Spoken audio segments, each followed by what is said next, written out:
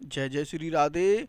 भैयाओ, हम आपको आज गांव जाप से बहुत ही अद्भुत दर्शन कराने जा रहे हैं। यहाँ के दर्शन, श्री राधा कांतजू मंदिर के दर्शन हमने आपको पिछले वीडियो में करा दिए हैं। लेकिन हाँ, यहाँ की जो अद्भुत महिमा थी, जो अद्भुत कथा थी, वो किसी कारण से हम उस वीडियो में पूरी नहीं कर पाए। आज हम आपको यहाँ की अद्भुत महिमा के बारे में थोड़ा सा बताते हैं।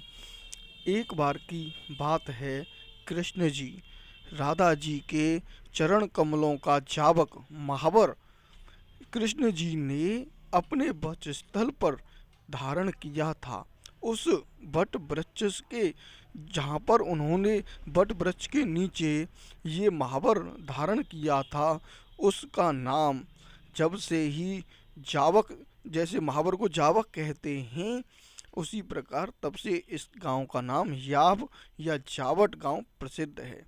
यहाँ पर इसी गांव में जटिला गोपी अपने पुत्र आयन घोष, अभिमन्यु एवं कन्या कुटिला के साथ निवास करती थीं। महाराज वृषभानु ने अपने गोप ने योग माया पूर्णमासी की आज्ञा अनुसार अपनी लाडली बेटी श्री राधिका जी का विवाह जटला के पुत्र आयन घोष के साथ किया। अभिमन्यु अपने को श्री राधिका जी का पति होने का अभिमान तो रखता था, किंतु भगवती योग माया के प्रभाव से वह राधिका जी की छाया को स्पर्श भी करने में समर्थ नहीं था। वह सदैव किसी विशेष संकोचवश गौशाला में अपनी गायों को संभालने अथवा समय गोपों के संग मग्न रहता था। जटिला और कुटिला गृह कार्यों में रहती थीं। इधर जितनी भी राधिका जी की सखियां थीं, वो राधिका जी को कृष्ण जी से मिलवाने का कार्य करती थीं। वास्तव में यह प्रक्रिया भाव रसपूर्ण रस पोषण के लिए योग माया द्वारा सिद्ध है, क्योंकि श्रीमती राधिका श्री कृष्ण की हृदय शक्ति थीं। इसी प्रकार से वहाँ की एक अद्भुत कथा हम आपको एक प्रसंग वहाँ का सुनाते हैं। किसी समय राधिका जी के मान के कारण श्री कृष्ण राधिका से मिल नहीं सके। वे अत्यंत विरह से कातुर हो गए। एक दिन कृष्ण विशाखा से पूछकर एक बटू का छात्र भेष धारण करके, बगल में पोथी, कंधे पर यज्ञोपवीत, पैरों में खड़ामू, हाथों में दंड और एक भिक्षा का पात्र धारण करके जावट गांव में कुटिला के द्वार पर उपस्थित होकर अलख जगाने लगी। प्रातः काल का समय था।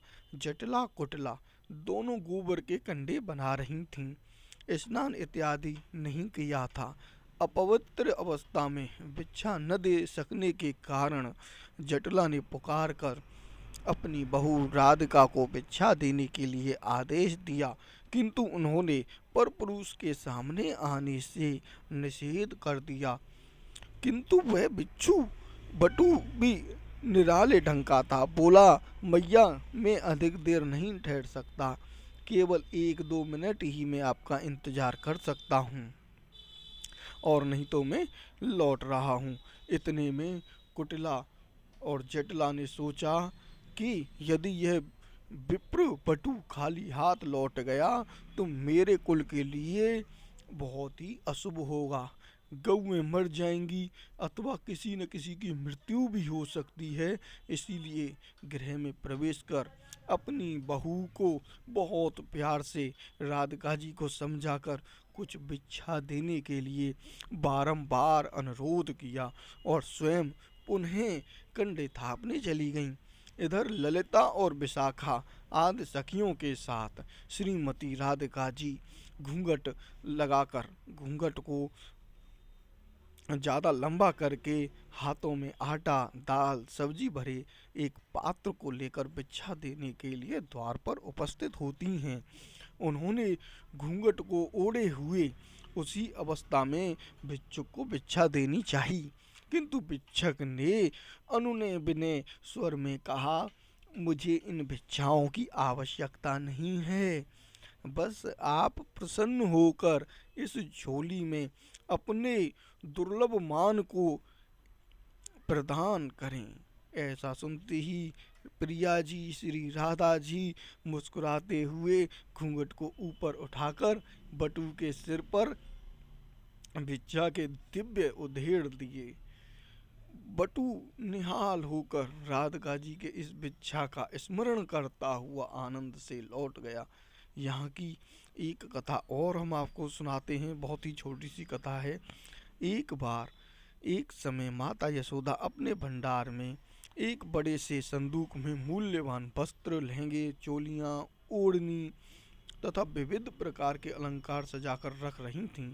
इतने में नटखट कृष्ण वहां आधम के वैसे पीछे से मैया के गले में हाथ डालकर बड़े आग्रह से पूछने लगे, मैया ये क्या है? आज मेरा जन्म दिवस है, जो आप मेरे लिए इन वस्त्रों एवं अलंकारों को सजा रही हैं। मैया ने जरा सा खींच कर कहा, जाओ अभी खेलो, मुझे तंग मत करो। यह सुनकर कृष्ण कुछ अनमने होकर वहां से चले तो गए, किंतु छुपकर देखने लगे कि मैया जावट में श्रीमती राधिका को भेजने के लिए इस सिंदूक को प्रस्तुत कर रही हैं। कठोर हृदय से जटिला को प्रसन्न रखने के लिए बीच बीच में ऐसे उपहार वहाँ भेजा करती थीं, जिससे वह अपनी बहू को आने में निषेध ना करे। श्री कृष्ण बहुत चतुर थे, वे इस विषय को समझ गए।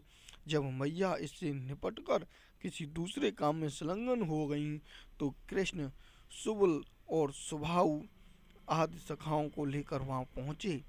संदूक के सारे सामान को निकालकर स्वयं उसमें बैठ गए। सुबल ने पूर्व की भांति संदूक को बंद कर दिया और ताले जड़ दिए। उधर यशोदा जी अनुरोध से अभिमन्यु आयन घोष वहां आया, उस संदूक को लेने आया, क्योंकि बहुमूल्य दिव्यों से भरे संदूक को किसी दूसरे को नहीं दिया जा सकता था। अभिमन्यु उस संदूक को सिर पर रखकर बड़े कष्ट से जावट गांव में अपनी मैया के पास पहुंचा। मैया ने कहा, बेटा इस संदूक को राधिका जी के पास रख दो। और जैसे ही राधिका जी ने उस सिंदूक को खोला तो उसमें तो श्री कृष्ण जी बैठे थे, और जैसे ही वो वहाँ से निकले तो राधिका जी प्रसन्न हो गईं। आपको ये कथा अगर अच्छी लगी हो तो आप दूसरे लोगों के पास भेजें।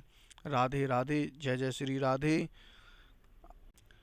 आपने यह वीडियो अंत तक देखा, उसके लिए आपका बहुत बहुत धन्यवाद। जय जय श्री राधे।